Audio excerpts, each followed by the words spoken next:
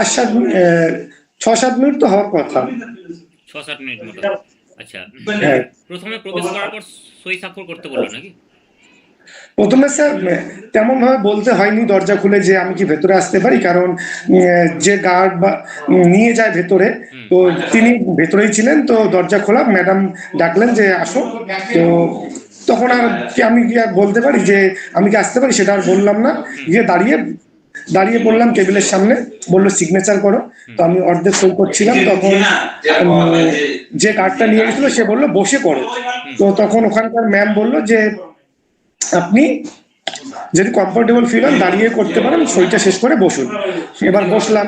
তারপর ওখানে ছিল বয়স্ক করে, মাঝখানে একজন স্যার, আর একজন বয়স্ক ম্যাম, 45-46 বয়স, আর কিনারে ছিলেন একটা কম বয়সী স্যার, 35-36 বা 30 এরকম হবে।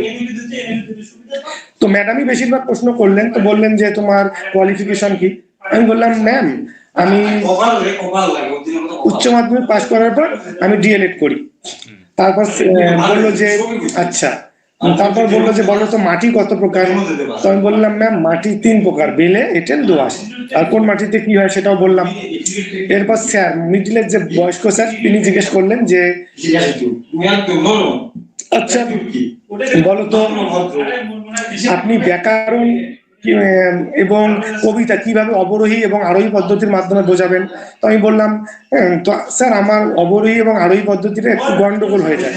তো আমি সেই জন্য বললাম যে আমি ব্যাকরণ শেখানোর সময় প্রথমে উদাহরণ এবং এরপর সূত্রের সাহায্যে বোঝাবো এবং সূত্রে পৌঁছাবো, আর কবিতা পড়ানোর সময় প্রথমে কবিতা এবং কবিতার বিষয়বস্তু আমি বোঝাবো। আরোহী আর অবরোহী পদ্ধতির পার্থক্যটা আশা করি আপনি জানেন। আরোহী মানে আরোহণ করা, মানে উদাহরণ থেকে সূত্রের দিকে যাওয়া, সেটা হচ্ছে আরোহী। হ্যাঁ। আর অবরোহী মানে উল্টো, মানে কোনো সূত্র, প্রতিষ্ঠিত সূত্র বা তথ্যকে বিশ্লেষণ করে সাধারণ উদাহরণে আসা বা উদাহরণের দিকে হ্যাঁ। আসা। ঠিক আছে? তো আমার ওটা মানে মনে থাকে না, সেই জন্য আমি অবরোহী আরোহী না বলে আমি ডাইরেক্ট বলে দিলাম যে আমি ব্যাকরণ পড়ানোর ক্ষেত্রে এটা করব আর এটা। তারপর বললো ঠিক আছে। তারপর বয়স্ক স্যারটা বললো গণিত থেকে ডেমো দেবেন। তো আমি 2-3 সেকেন্ড স্টপ ছিলাম। তারপর আরেকটা স্যার বললো তাহলে তখন ম্যাডাম স্যারকে বললো যে এনার কোন স্ট্রিম জিজ্ঞেস করো। তো বললো, আমি বললাম ম্যাম আমার তো হায়ার সেকেন্ডারিতে আর্টস ছিল। তো বললো ম্যাম, তখন স্যারকে বললো যে তাহলে আপনি ওনাকে সায়েন্সটা না ধরেন, এটাই ভালো হবে। তারপর আরেকটা স্যার বললো তুমি কি আর্টিকেল থেকে ডেমো দেবে। তো স্যার আমার আর্টিকেল এবং মৌলিক যৌগিক দুটোই ডেমো প্রিপেয়ার ছিলাম না, কিন্তু দিতে পারতাম, হয়তো 2-1.5 এরকম দিত। তো আমি তখন বললাম যে স্যার চেষ্টা করতে পারি। তখন ম্যাম বললো আচ্ছা আপনি তাহলে আপনার পছন্দ মতোই দিন। পরে আমি জীবিকা থেকে দিলাম। তো জীবিকা থেকে দেওয়ার পর তারপর আমাকে বললো যে ওই বয়স্ক স্যারটা দুটো প্রশ্ন করলো যে এটা কেন এটা কেন। তারপর বললো আচ্ছা ঠিক আছে আপনি আসুন। তারপর আমি বললাম ম্যাম আমি কি তাহলে এখন বোর্ডটা মুছে দেই। তো আমি মুছে দিয়ে চলে এসেছিলাম। কিন্তু আমাকে আগে বোর্ড মুছতে দেয়নি, আমাকে ডেমো শেষ হওয়ার পর বললো আসুন বসুন। তারপর আমি বসলাম। তারপর ওখান থেকে প্রশ্ন করলো। তারপর যাওয়ার আগে আমি বললাম বোর্ডটা কি এখন মুছে দেবো। বলে অবশ্যই আপনি মুছে দিয়ে যান। তো ব্যাপার হচ্ছে আমি ওই কারণে পেড ব্যাচে যখন ক্লাস নেই সবাইকে বলে যে অনুমতি না নিয়ে বোর্ড মুছবেন না। আপনাকে যেমন প্রশ্নটা হ্যাঁ। করেছে বসার পর, বোর্ড মুছতে বলেনি। হ্যাঁ আমাকে ডেমো শেষ করার পর বসতে বলেছে, আগেই বোর্ড মুছতে বলেনি কিন্তু। এটা অনেকেই কয়েকদিন থেকে আমি দেখছি ভুল করছে আমার লাইভ ক্লাসে। তো আমি বারবার ওদেরকে সাবধান করছি যে আপনারা সঙ্গে সঙ্গে বোর্ড মুছবেন না, এটা আপনার অধিকারের মধ্যে পড়ে না। আপনাকে যতক্ষণ হ্যাঁ। আপনি অনুমতি না নিচ্ছেন বোর্ড মোছা যাবে না। কারণ বোর্ড থেকে বহু কিছু প্রশ্ন আপনি যা পড়ালেন সেখান থেকে হতে পারে। ওনারা আর আরেকটা বিষয়, এটা তো খুব কমন আর্টিকেল থেকে। আমি 4-5 দিন থেকেই ইংলিশ গ্রামারের উপর আর্টিকেল, প্রিপোজিশন, জেন্ডার, নাম্বার সমস্ত কিছুর উপর ডেমো নিচ্ছি।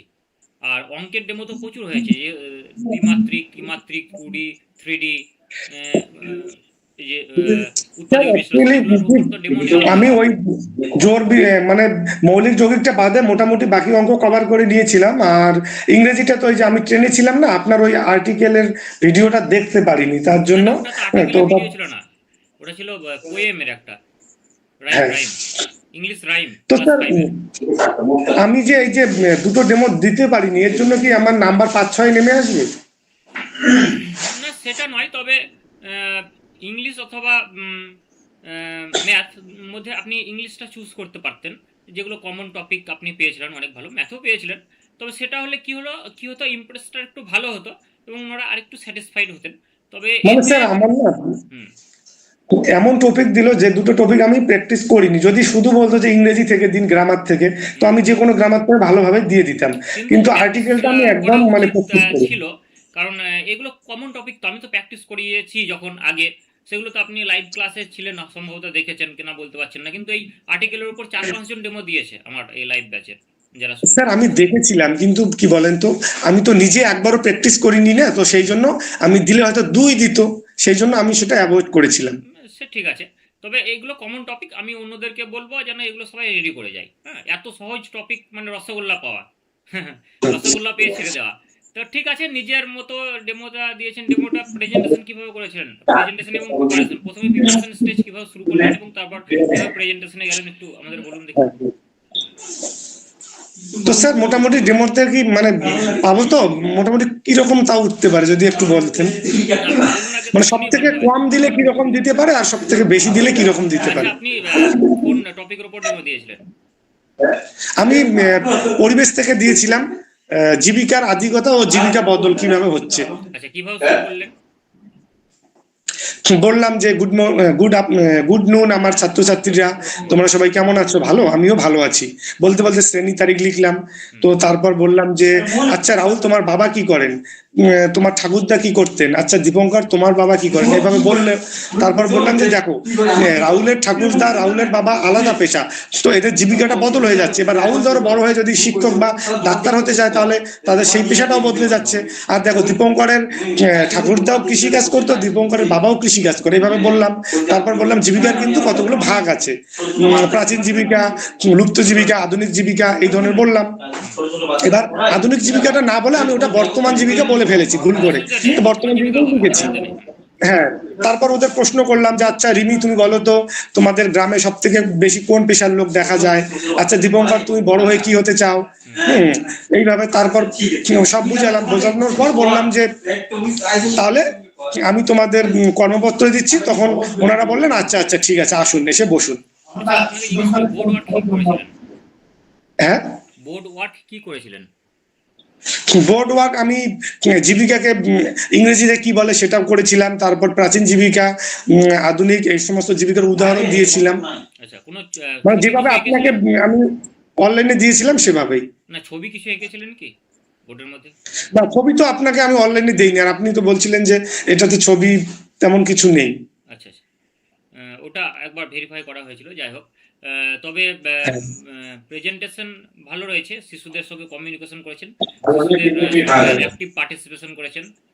আর আমি প্রথমে বলেছিলাম যে আগের ক্লাসে আমরা জেনেছিলাম কিভাবে বাড়ির ঠিকানা বদল হয়, তো আজকে আমরা জানবো যে মানুষের যে জীবিকা সেটারও বদল হয়। তো জীবিকা বলতে কি বোঝায়, মানুষ বেঁচে থাকার জন্য, অর্থ উপার্জনের জন্য যে কাজ করে সেটাই হচ্ছে তাদের জীবিকা। আর জীবিকার একটা ইংরেজি নাম আছে, এটাকে বলে লিভিং। তো সেই লিভিংটা আমি বোর্ডে করেছি, সমন্বয় সাধনটা এখানেই করে দিলাম। ইংলিশে লিখেছিলেন লিভিং, হ্যাঁ, স্পেলিংটা বাহ, ভেরি গুড। তো আপনার ডেমো টিচিং খুব ভালো হয়েছে, মানে স্টার্টিং খুব সুন্দর করেছেন, শিশুদের পরিচিত জগৎ থেকে একটা প্রশ্নের মাধ্যমে মানে পেশনা সৃষ্টি করেছেন প্রথমে, তারপর টপিকের মধ্যে ঢুকেছেন, খুব ভালো হয়েছে ডেমো টিচিং। আর ডিস্টেন্স খুবই কম ছিল, মানে 1 হাত বোর্ড থেকে স্যারেদের টেবিল 1 হাত ডিস্টেন্সে ছিল, মানে নড়ার বা বাইরে হেঁটে চলার কোনো জায়গাই ছিল না। ঠিক আছে, অসুবিধা নেই, কিন্তু আমি যেটা বলতে চাইছি যে প্রিপারেশন স্টেজ ঠিক আছে, প্রেজেন্টেশন স্টেজও ঠিক আছে, এবং প্রেজেন্টেশন স্টেজটা আপনাকে কমপ্লিট করতে দিয়েছে, এটা আপনার বিশাল বড় ভাগ্য। মানে মূল্যায়ন স্তরে যাওয়ার ইভ্যালুয়েশন স্টেজে আপনাকে স্টপ করেছে। স্যার প্রথমে যে একটা ভুল হয়েছে, প্রথমে আমি যখন ডেমো দিতে যাব, তো আমি ডাস্টারটা চোখের সামনেই ছিল, ওটা মাথা মানে এতটাই টেনশন হচ্ছিল, খুঁজে পাচ্ছিলাম না। তারপর ম্যাম হেসে বলে এই যে এটাই ডাস্টার নিন, হ্যাঁ টেনশন করবেন না, ভালো করে ডেমো দিন, এভাবে বলছিল। মানে আমি চোং তুলে ফেলেছিলাম, ওখানে চোং, অর্ধবৃত্ত, ত্রিভুজ, চতুর্ভুজ এগুলো ছিল, তো আমি চোংটাকেই তুললে বললাম কি এটাই কি ডাস্টার, তারপর দেখি আর এটা তো ডাস্টার না। তো যাই হোক, ওরকম হতে পারে, অসুবিধা নেই তাতে কিছু। একটু ম্যাডামরা স্যাররাও বুঝতে পারছিল যে একটু টেনশনে আছে, হয়তো একটু ঘাবড়ে গেছে, তাতে অসুবিধা নেই, সেরকম কিছু প্রভাব পড়বে না। তবে ডেমো টিচিং তো খুব ভালো দিয়েছেন। হ্যাঁ, ডেমো টিচিংটা আমি শুনে তো খুব খুশি হলাম, ভালোই হয়েছে, খারাপ হয়নি। আপনাকে যেগুলো ডেমো দিয়েছিলাম তার মধ্যে আপনি জীবিকাটা দিয়ে বেশি নাম্বার দিয়েছিলেন। না, ওটা ভালো হয়েছিল, যে ক্লাসের সবাই বলেছিল যে ভালো হয়েছে। শুধু আমার চিন্তা যে ওই প্রথমে দুটো ডেমো যে দিতে পারিনি, এর জন্য কোনো নাম্বার মাইনাস করবে নাকি, বা হয়তো 2 3 4 দিয়ে দিলে আমাকে 2 2 করে, সেরকম কিছু নয়। মেন আমি যদি মানে যে বোর্ড মেম্বার হতাম, আমি দেখতাম যে আপনার প্রেজেন্টেশনের মধ্যে দম আছে কিনা, যেটা দেখছেন, সেটা হচ্ছে মেন কথা। মানে আপনি একটা ভালোভাবে পড়াতে পারলেন মানে আপনার মধ্যে স্কিলগুলো রয়েছে, আপনি হ্যাঁ অন্যগুলোও পারবেন। সময় দিলে, আপনাকে যদি সময় দেওয়া হয় তাহলে আপনি অন্যগুলো ওইভাবে রেডি করে তৈরি করতে পারবেন বা শিশুদের হ্যাঁ পড়াতে পারবেন। তো এইটা হচ্ছে মেন দেখা, যে আপনার ভয়েস ঠিকঠাক আছে কিনা, আপনার বোর্ড ওয়ার্ক ঠিকঠাক আছে কিনা, আপনার কমিউনিকেশন ঠিকঠাক আছে কিনা, আপনার প্রেজেন্টেশন ঠিকঠাক আছে কিনা, এইগুলো দেখা। তো এইগুলো যেহেতু আপনার স্যার, বই পারফেক্ট আছে, যদি খুব দিত সুন্দর তাহলে কিন্তু আপনি আমি মানে মানে ম্যাথ আর ইমপ্রুভ গ্রামারটাও করেছেন। দিতে পারতাম। হ্যাঁ, বই এই দিলে দিতে জিনিসগুলো, পারতাম। আপনার এই যে মাইক্রো স্কিল টিচিং এর, সেই মাইক্রো হ্যাঁ স্কিল গুলো যেহেতু আপনি খুব সুন্দরভাবে ইনক্লুড করেছেন এবং হ্যাঁ শিক্ষক বোর্ড মেম্বারদের দেখিয়েছেন, এবং তারা সবথেকে ভালো ব্যাপার আপনাকে অতটা দেখেছে, মানে প্রেজেন্টেশন স্টেজ এবং প্রিপারেশন স্টেজ এবং প্রেজেন্টেশন স্টেজ কমপ্লিট করতে দিয়েছে, মানে পুরোটাই ধরুন 90% আপনারা দেখে নিয়েছে। জাস্ট কর্মপত্র মানে ইভ্যালুয়েশন স্টেজের জাস্ট আর কয়েক সেকেন্ড, 30 সেকেন্ড হয়তো দেখতে হবে। তো আমি বলবো খুব ভালো হয়েছে, ডেমো টিচিংটা খুবই ভালো হয়েছে। ডেমো টিচিং এ 4+ ধরতে পারেন। আর আমি তখন বলেছিলাম যে 4.5 পাবেন, এই এত সুন্দর ডেমো টিচিং যেটা দিয়েছিলেন ভালো হয়েছিল। সেখানে আমি 4.5 ধরলাম না, 4 ধরলাম। আর ভাই ভাতে ধরুন আমি আপনার 3 ধরলাম, তাহলে 4 আর 3 7। আপনার কত আছে একাডেমিক? স্যার, 25.67। 6-7, 25.5। তাহলে ধরলাম মোটামুটি। তাহলে এদিকে ধরুন যদি আপনার 4 আর 3 7 হয়, তাহলে 25 আর 7 কত হচ্ছে? 32, 32.5 নাকি? আচ্ছা, ডেমোটাতে কি মানে ইন্টারভিউতে তো আমাকে দুটো প্রশ্নই করেছিল, আর সে দুটোতে কোনো ভুল হয়নি। ভুল হয়নি? বেশ, না। তাহলে আমি আরো একটু বেশি ধরতে পারি, 4 ধরতে পারি। তবু আপনি একটা বলতে পারেননি শুনলাম, ওই কি যেন এঁটেল মাটিতে কি ফসল হয়, এটা শুনলাম।